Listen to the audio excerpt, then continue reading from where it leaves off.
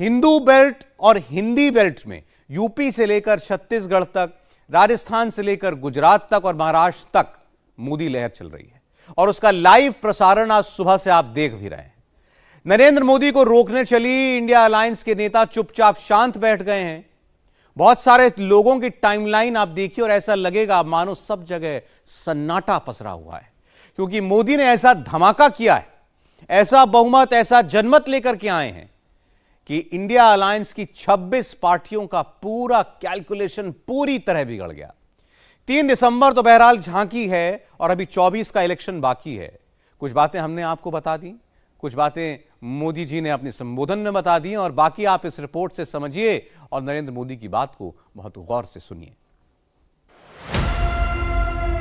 मोदी लहर ही चल रही है, नरेंद्र मोदी ही सबसे पॉपुलर हैं। यही आज की सबसे बड़ी खबर है। नोट कर लीजिए, राहुल की कोई हवा नहीं है, राहुल की कोई खबर नहीं है। हिंदुस्तान के चुनाव में राहुल का दावा नहीं, मोदी की गारंटी चलती है। मोदी की भविष्यवाणी ही सच होती है। कांग्रेस का सुपड़ा साफ हो गया है। राहुल सपने में भी नहीं सोच सकते थे कि 3 राज्य इतनी बुरी तरह हारेंगे। कांग्रेस की हार ने कंफर्म कर दिया है, हिंदू और हिंदी, इन दोनों के बीच हिंदू हृदय सम्राट भी मोदी ही हैं। हिंदुत्व के सबसे बड़े शिल्पकार भी मोदी ही हैं। अब सोचिए, मोदी का विजय रथ यूपी, गुजरात, छत्तीसगढ़, राजस्थान और मध्य प्रदेश से होते हुए महाराष्ट्र तक पहुंचा हुआ है। अब अगर नारे लग रहे हैं तो अब की बार 400 पार ही लोग कह रहे हैं। मोदी है तो अब यह भी मुमकिन लगता है। इस चुनाव परिणाम की गुंज सिर्फ एमपी, राजस्थान और छत्तीसगढ़ तक सीमित नहीं रहेगी। इन परिणामों की गुंज दूर तक जाएगी। सारे सर्वे फेल हो गए, सिर्फ मोदी का ही सर्वे सही साबित हुआ। मध्य प्रदेश में नरेंद्र मोदी ने कांग्रेस को हाफ कर दिया। राजस्थान में कांग्रेस करीब 50 सीट पीछे रह गई। छत्तीसगढ़ में भी कांग्रेस बुरी तरह से हार गई, 20 सीट पीछे जाकर अटक गई। और तेलंगाना में भी आज बड़ा गेम चेंज हुआ। बीजेपी नंबर 3 की पार्टी बन गई और बीजेपी के एक उम्मीदवार वेंकट रमन्ना ने तो जाने वाले सीएम यानी केसीआर और आने वाले संभावित सीएम के चेहरे यानी रेवंत रेड्डी तक को हरा डाला। इस तरह से नरेंद्र मोदी का स्कोर रहा 3 और राहुल गांधी का स्कोर रहा 1।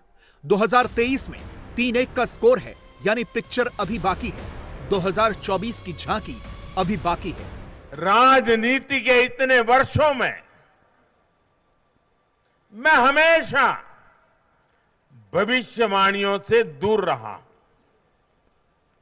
मैं कभी वादे और बड़ी बड़ी घोषणाएं नहीं करता हूं। इतने साल हो गए, कभी नहीं करता। लेकिन इस बार चुनाव में मैंने अपना ये नियम भी तोड़ा था। मैंने राजस्थान में मावजी महाराज को प्रणाम करते हुए उन्हीं की धरती पर ये भविष्यवाणी की थी कि राजस्थान में कांग्रेस सरकार लौट करके नहीं आएगी। मैं भविष्यवेत्ता नहीं हूं, लेकिन मेरा राजस्थान के लोगों पर भरोसा था, वहां की जनता पर भरोसा था। और आज हम नतीजे देख रहे हैं। मध्य प्रदेश ने भी हमें फिर दिखाया है कि भाजपा के सेवा भाव का कोई विकल्प नहीं है। 2 दशक से वहां भाजपा की सरकार है और इतने वर्षों के बाद भी भाजपा पर भरोसा लगातार मजबूती हो रहा है। छत्तीसगढ़ के परिवारजनों को तो जब मैं वहां चुनाव सभाओं में गया तो मैं खुद ही पहली सभा में छत्तीसगढ़ के चुनाव की पहली सभा में मैंने खुद कहा था कि मैं आपसे कुछ मांगने नहीं आया हूं, मैं तो आपको 3 दिसंबर के बाद सरकार बनेगी तो शपथ समारोह में निमंत्रण देने के लिए आया। छत्तीसगढ़ के परिणाम से साफ है कि हर परिजन ने उस बात को स्वीकार किया है। मैं तेलंगाना की जनता और तेलंगाना के भाजपा कार्यकर्ताओं का विशेष आभार व्यक्त करता हूं। चुनाव में चमत्कार किसे कहते हैं? चुनाव में चमत्कार इसे ही कहते हैं। यानी अब यह कंफर्म हो गया है कि देश में एक ही गारंटी चलती है और वो गारंटी है मोदी की गारंटी। अब विरोधियों को भी समझ लेना चाहिए, एक अकेला मोदी सारे विरोधियों पर भारी है। पहले घर घर मोदी का नारा सुनाई देता था, अब मन मन में मोदी का नारा गूंजने लगा है। राजस्थान, मध्य प्रदेश और छत्तीसगढ़ तो झांकी है, 24 में लोकसभा अभी बाकी है। तो क्या हिंदी हार्टलैंड के 3 राज्यों में बीजेपी की प्रचंड जीत का मतलब है अब की बार लोकसभा चुनाव में 400 पार? और कुछ लोग तो कह रहे हैं कि आज की इस हैट्रिक ने 24 की हैट्रिक की गारंटी दे दी है।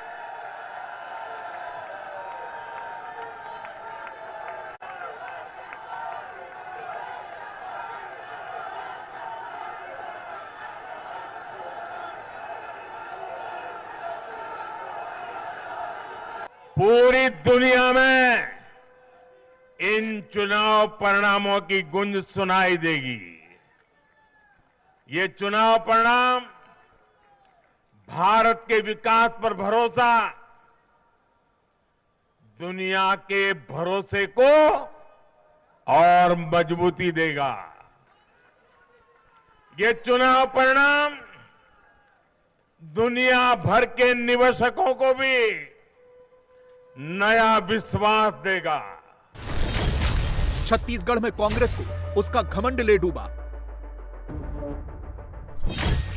राजस्थान में ओवर कॉन्फिडेंट होकर कांग्रेस ने अपनी लुटिया डुबो दी। मध्य प्रदेश में भी कांग्रेस का अति आत्मविश्वास राहुल को भारी पड़ गया। राहुल मोदी को पनौती समझ रहे थे, मगर उन्हें शायद यह नहीं मालूम था कि मोदी तो पूरी कांग्रेस पार्टी के लिए सबसे बड़ी चुनौती साबित होंगे। राहुल बिना होमवर्क के मैदान में उतरे। राहुल जहां जहां गए, जहां जहां दिखे, चुनावी विशेषज्ञ बनकर बिना किसी होमवर्क के हर राज्य में जीत की भविष्यवाणियां करने लगे, दावे पर दावे ठोकने लगे। कभी प्रेस कॉन्फ्रेंस में, कभी चुनावी रैली में, तो कभी कॉन्क्लेव में। राहुल तो इतने ओवर कॉन्फिडेंट थे कि लिख लिख कर रिजल्ट नोट करने को कहने लगे। लेकिन वो ये भूल गए कि चुनौती मोदी से है, ऐसे वैसे किसी नेता से नहीं। मैं आपको एक बात लिख के दे देता हूं अभी, कांग्रेस मध्य प्रदेश के चुनाव को स्वीप करेगी, बीजेपी वहां दिखाई नहीं देगी। मैं आपको गारंटी करके, आप लिख लो। मध्य प्रदेश की जनता कांग्रेस पार्टी को 145 से 150 सीट तक देने जा रही है। मध्य प्रदेश में उनकी सरकार जारी है, राजस्थान में भी सरकार जारी है, छत्तीसगढ़ में भी जारी है, तेलंगाना में जारी, सॉरी उल्टा बोल दिया छत्तीसगढ़ में हमारी सरकार है, आ रही है। आपने कंफ्यूज कर दिया मुझे। राजस्थान में आ रही है, छत्तीसगढ़ में आ रही है, मध्य प्रदेश में जा रही है। We are certainly winning Madhya Pradesh, we are certainly winning Chhattisgarh. Okay, Rajasthan we are very close and we think will be able to win. Hindi heartland के 3 बड़े राज्यों के वोटर्स ने न राहुल की बातों पर यकीन किया, न कांग्रेस पर ही भरोसा किया। तीनों ने चुना तो बीजेपी को चुना, तीनों राज्यों ने सुना तो मोदी की बातों को सुना। दुनिया देख रही है कि भारत की जनता पूर्ण बहुमत के लिए, स्थिर सरकार के लिए सोच समझ करके वोट कर रही है। साथियों, भाजपा ने सेवा और सुशासन की राजनीति का नया मॉडल देश के सामने प्रस्तुत किया है। हमारी नीति और निर्णयों के मूल में सिर्फ और सिर्फ देश है, देशवासी है, भारत माता की जय, यही हमारा मंत्र है। 65 लोकसभा सीटों वाले एमपी, राजस्थान और छत्तीसगढ़ के लिए राहुल कर्नाटक वाला फॉर्मूला लेकर आए थे। फ्री फ्री फ्री वाली स्ट्रैटेजी ने कांग्रेस को 2 राज्यों से सत्ता से ही फ्री कर दिया, तीसरे में आने ही नहीं दिया। कांग्रेस की कर्नाटक में नोट बांटो वोट लो वाली स्ट्रैटेजी भी 3 राज्यों में काम न आई, क्योंकि मोदी ने पहले से ही इन सभी की काट रेडी करके रखी थी। और फिर जैसे ही सीधी टक्कर मोदी से हुई, तीनों राज्यों में कांग्रेस साफ हो गई। मोदी का सियासी तजुर्बा काम कर गया। भारत का मतदाता जानता है कि स्वार्थ क्या है, जनहित और राष्ट्रहित क्या है। दूध का और पानी का भेद देश जानता है। जैसे तैसे जीतने के लिए हवाई बातें करना और लोभ लालच की घोषणाएं करना, ये मतदाता पसंद नहीं करता। मतदाता को उसका जीवन बेहतर करने के लिए एक स्पष्ट रोडमैप चाहिए, एक विश्वसनीयता चाहिए, एक भरोसा चाहिए। कांग्रेस ने मुफ्त का माल बांटा, मगर वोटर्स ने मोदी की गारंटी को चुना।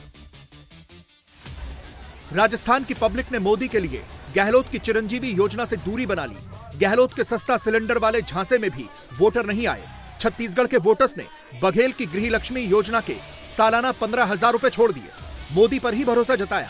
मध्य प्रदेश की महिलाओं ने शिवराज की लाडली बहन योजना के साथ जाना पसंद किया।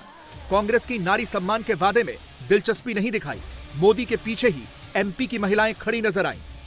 प्रधानमंत्री जी के प्रति अगाध श्रद्धा और प्रेम जनता के मन में है और डबल इंजन की सरकार ने जो काम किया, हमने केंद्र की योजनाओं का, पीएम साहब की योजनाओं का भी जमीन पर बेहतर क्रियान्वयन करने का प्रयास किया और मध्य प्रदेश की अपनी सरकार की जो राज्य सरकार की योजनाएं थी, उनके बेहतर क्रियान्वयन के कारण जनता की जिंदगी बदली और उसी के कारण ये परिणाम आए। विशेषकर लाडली बहनों ने सारे कांटे निकाल दिए।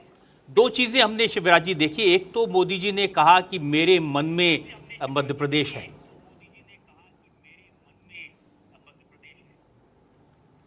प्रधानमंत्री जी के मन में मध्य प्रदेश है और मध्य प्रदेश के मन में मोदी जी है। ये दोनों एक मेक है और वही चुनाव में परिलक्षित भी हुआ।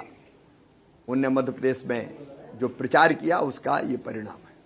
शिवराज जी, वादा तो कांग्रेस के लोग भी कर रहे थे, उन्होंने भी बड़े बड़े वादे किए, उन्होंने बहुत सारी गारंटियां दी, उन्होंने भी बहुत सारी फ्री चीजें स्कीम करने की बात की, उन्होंने सस्ते गैस की भी बात की, लोगों के लोन माफ करने की भी बात की। वो वादा तोड़ने वाले लोग हैं। पहले थोड़ा सा भ्रम में आए थे, हालांकि वोट हमें ज्यादा मिले थे 18 में। जो कहा वो किया नहीं, तो जनता भरोसा कैसे करे। काट की हंडी बार बार थोड़ी चढ़ती है, कई बार चढ़ती है। लोगों ने पहचान लिया। भीड़ में माताएं, बहनें, बच्चे हर एक होता था। बहनें गले लग के आंखों में आंसू आ जाते थे, सिर पे हाथ फेरती थी, स्नेह करती थी और ये कहती थी कि अपन जीतेंगे भैया, अपन जीतेंगे। ये उनके शब्द होते थे। वो ये नहीं कहते थे कि तुम जीतोगे, केवल ये नहीं कहती थी कि बीजेपी ही जीतेगी। वो कहती थी कि अपन जीतेंगे भैया। मतलब इस विजय में उनने अपने आप को सम्मिलित कर लिया था और ये दुर्लभ था सचमुच में, मेरे लिए भी दुर्लभ था कि इतना स्नेह, प्रेम और आशीर्वाद। अद्भुत, सचमुच में अद्भुत। मैं तो भावुक हो जाता हूँ और सौभाग्यशाली हूँ कि जनता का इतना प्रेम सड़कों पर दिखाई देता था, सभाओं में, कार्यक्रमों में। देर रात तक सभाएं चल रही है, उसके बाद सड़कों पर लोग खड़े।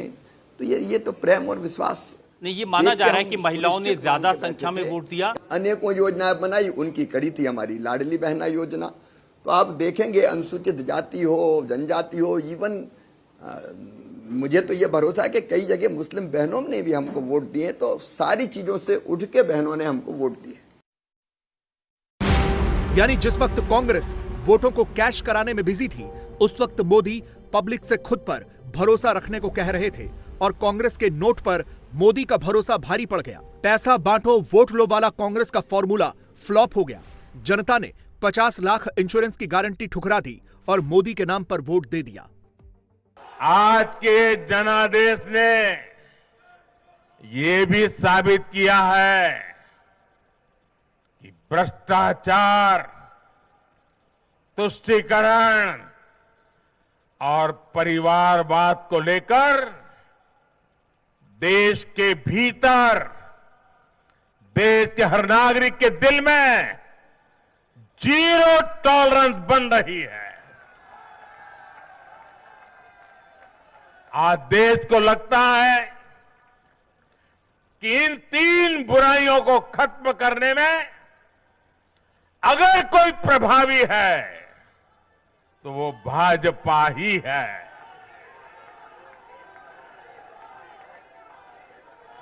भाजपा की केंद्र सरकार ने देश में भ्रष्टाचार के विरुद्ध जो अभियान छेड़ रखा है उसको भारी जन समर्थन मिल रहा है। ये उन दलों, उन नेताओं को वोटर की साफ साफ चेतावनी है जो भ्रष्टाचारियों के साथ खड़े होने में जरा भी शर्म अनुभव नहीं करते। उन लोगों को देश की जनता ने आज साफ साफ संदेश दे दिया है।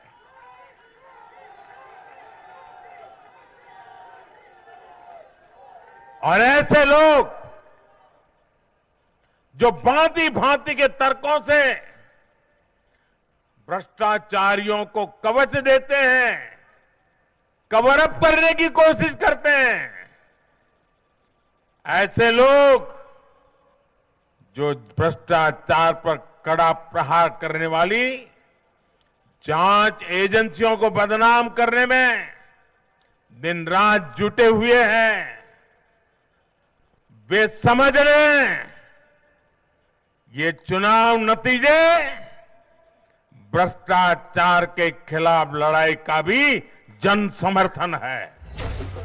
3-1 के स्कोर ने एक तरह से जातीय जनगणना का भी सर्वे कर दिया है। 2023 में मोदी की पार्टी को हर राज्य से गरीब, दलित, ओबीसी, सवर्ण सबका वोट मिला। राहुल जाति गिनते रह गए। मोदी ने हर जाति के वोटर्स को अपने पाले में कर लिया, सबको एक साथ जोड़ लिया। इस बड़े मैंडेट ने यह भी मैसेज दिया है कि कांग्रेस की बांटो और राज करो वाली राजनीति फ्लॉप साबित हुई है।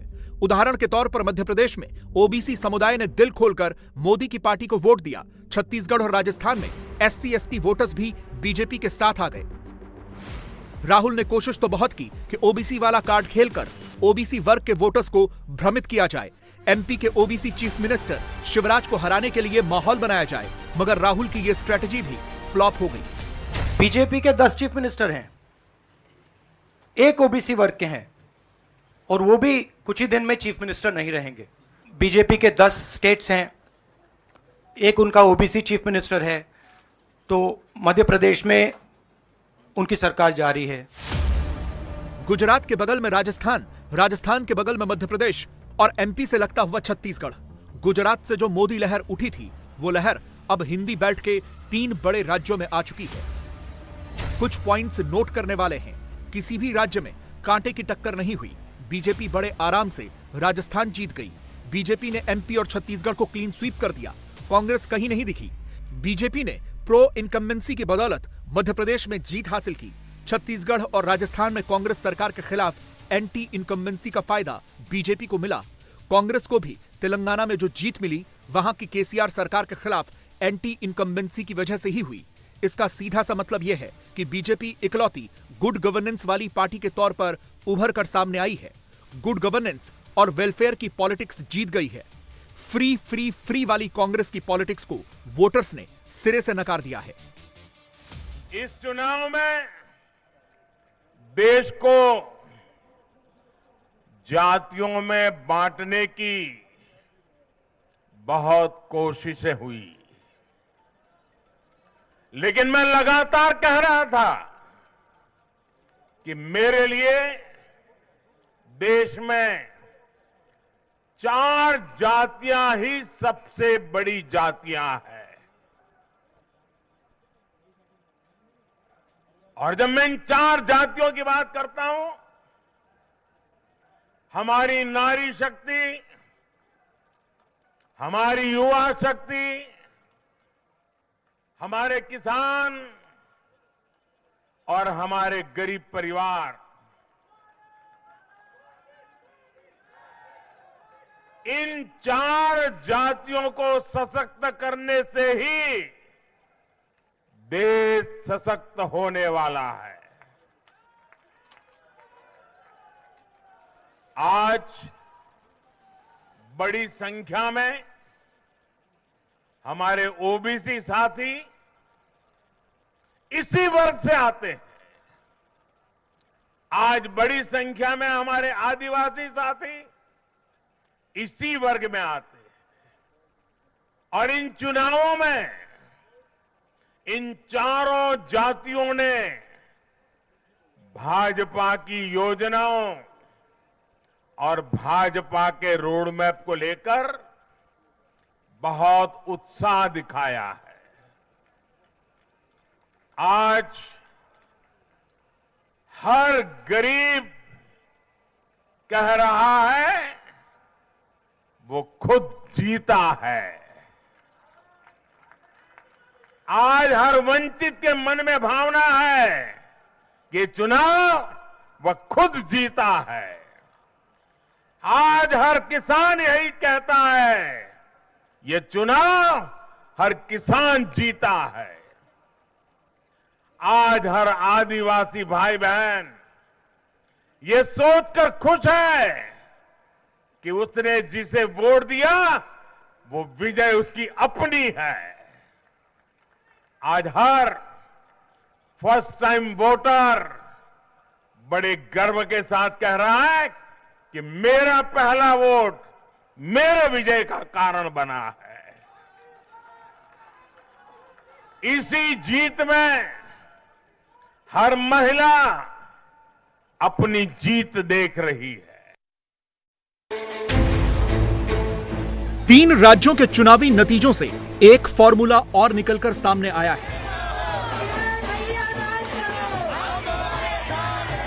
यह फॉर्मूला किसी भी धर्म जाति से बहुत आगे है और यह फॉर्मूला है आधी आबादी यानी महिलाओं का बीजेपी के समर्थन में खुलकर वोट देना।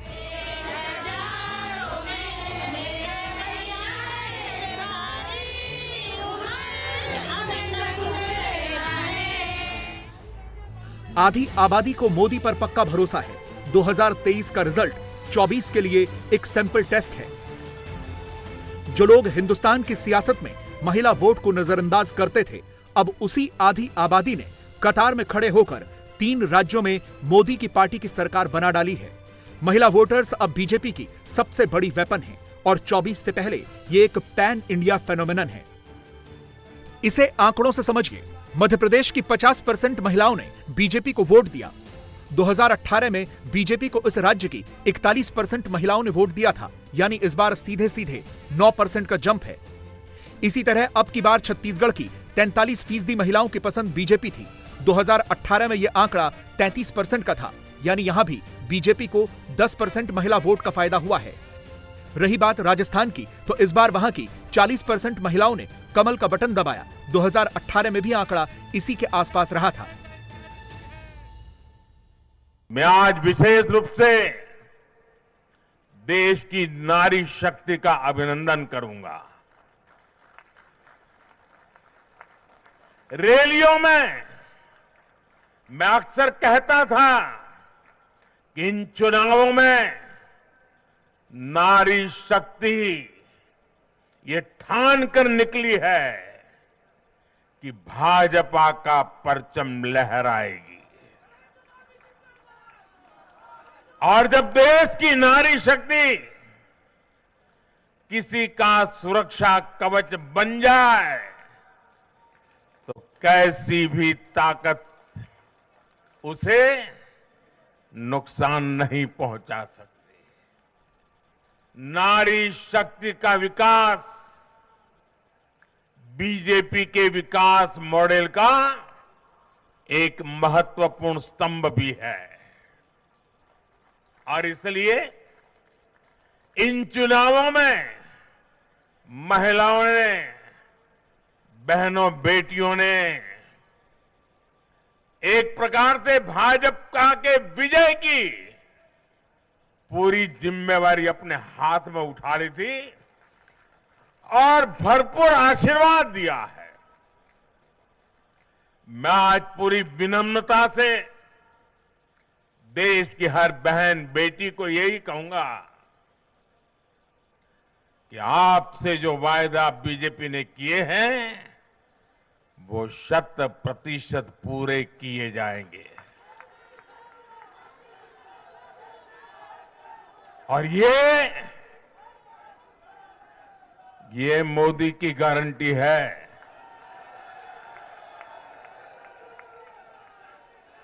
और मोदी की गारंटी यानी गारंटी पूरा होने की गारंटी।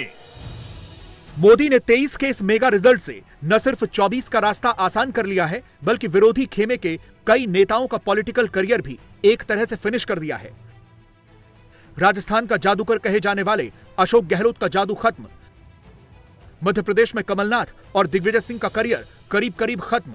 ऐसा लग रहा है कि अब तो 24 में राहुल को एक नई टीम खड़ी करनी पड़ेगी, क्योंकि इन सारे ही चेहरों को अब समझ में आ जाएगा कि मुसलमान करने से क्या होता है, तुष्टीकरण की राजनीति करने का परिणाम क्या होता है। परिणाम यह होता है जो 3 राज्यों में दिखा। ऐसी सभी पार्टियों को आज गरीबों ने चेतावनी दी है, सुधर जाइए, सुधर जाइए, वरना जनता आपको चुन चुन करके साफ कर देगी।